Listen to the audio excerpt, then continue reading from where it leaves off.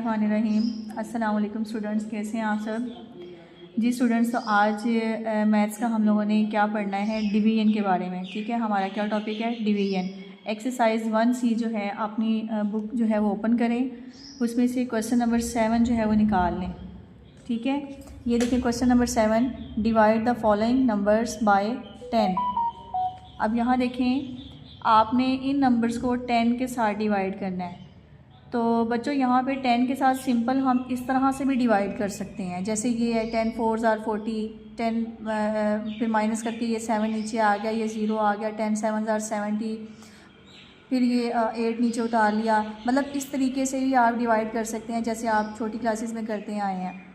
लेकिन यहाँ पे कॉपी पे करने के लिए आप शॉर्टकट मेथड जो है 10 के लिए, 100 के लिए, मतलब 10 की पावर जो में कोई भी आप डिवाइड करेंगे तो शॉर्टकट मेथड आप यूज़ कर लें। ये वाला कैसे करना है, आपने 47,080 इसको डिवाइडेड बाय 10 इस फॉर्म में लिख लिया, फिर इसको फ्रैक्शन में लिख लें। ठीक है, जब फ्रैक्शन में लिख लिया, यहाँ पे देखें ये ज़ीरो, इस ज़ीरो से जो है वो कैंसिल हो गया। बाकी हमारे पास क्या बचा, 4708, ये हमारे पास आंसर आ गया। इस मेथड से भी देखें, आपके पास 4708 आंसर आया था, लेकिन ये बहुत जो है वो लॉन्ग डिवीजन थी, तो आप ये शॉर्टकट मेथड करें कॉपी पे।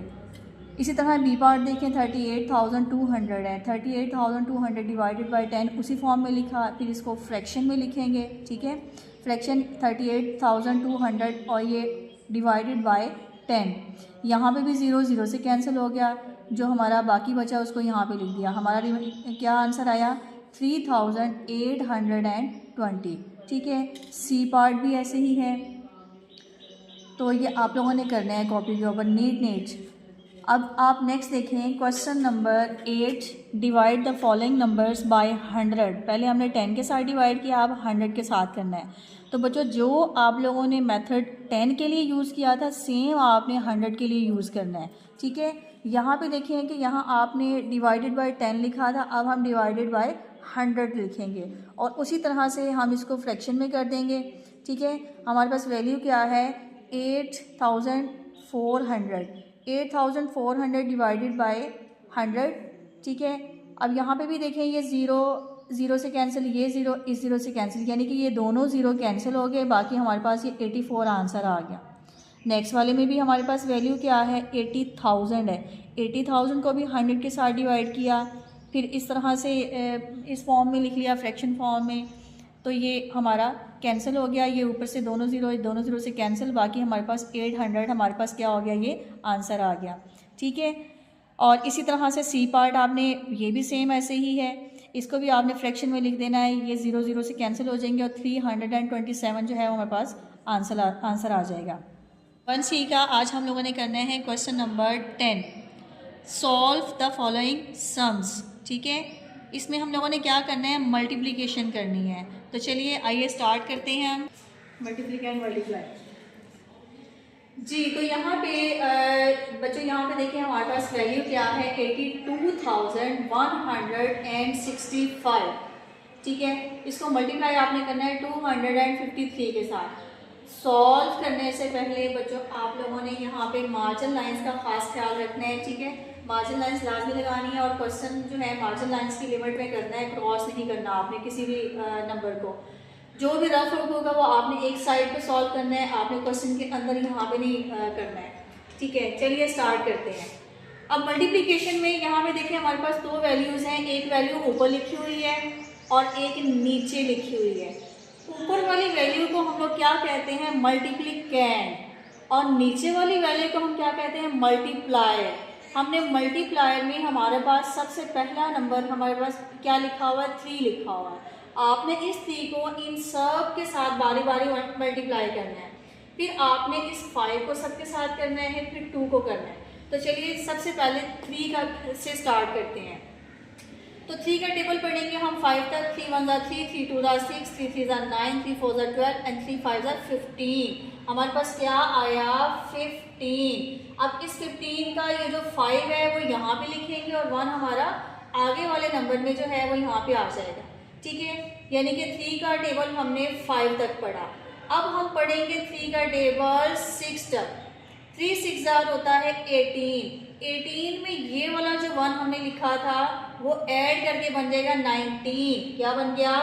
19। अब 19 का ये जो 9 है वो यहाँ पे आ जाएगा, मतलब कि 19 में ये जो यूनिट प्लेस होती है ना, ये यूनिट प्लेस जो है वो यहाँ पे आ जाएगी, ठीक है। और ये टेंस प्लेस होती है, इसको हम आगे ले जाएंगे, कैरी कर देंगे।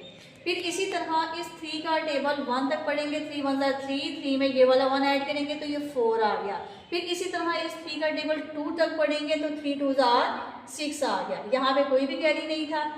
अब 3 का टेबल 8 तक पढ़ेंगे तो 3 8 24। अब इस मल्टीप्लायर 3 को आपने मल्टीप्लिकेंड की वैल्यू के साथ मल्टीप्लाई कर दिया। अब हमारी बारी है 5 की, ठीक है। सेकंड नंबर है तो यहाँ पे आपने सेकंड से ही स्टार्ट किया।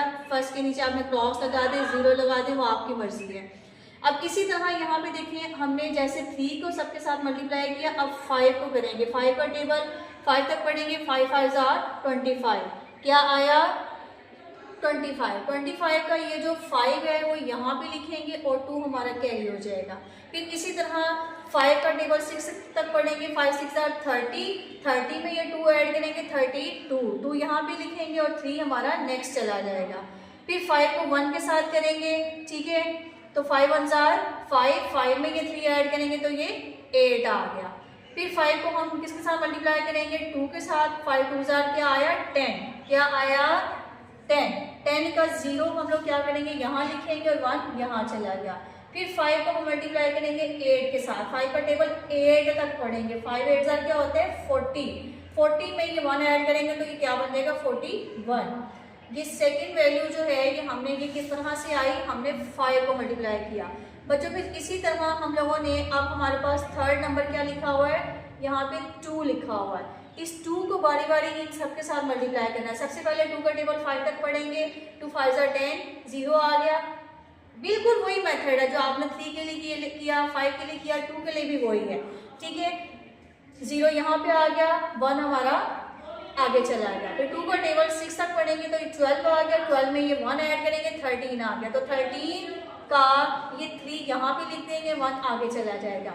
फिर 2 का टेबल 1 तक पढ़ेंगे। 2 1 2। 2 में ये वाला 1 ऐड करेंगे तो क्या बन गया? 3। फिर 2 का टेबल 2 तक पढ़ेंगे। 2 2 4। फिर 2 का टेबल हम 8 तक पढ़ेंगे। 2 8 16, ठीक है।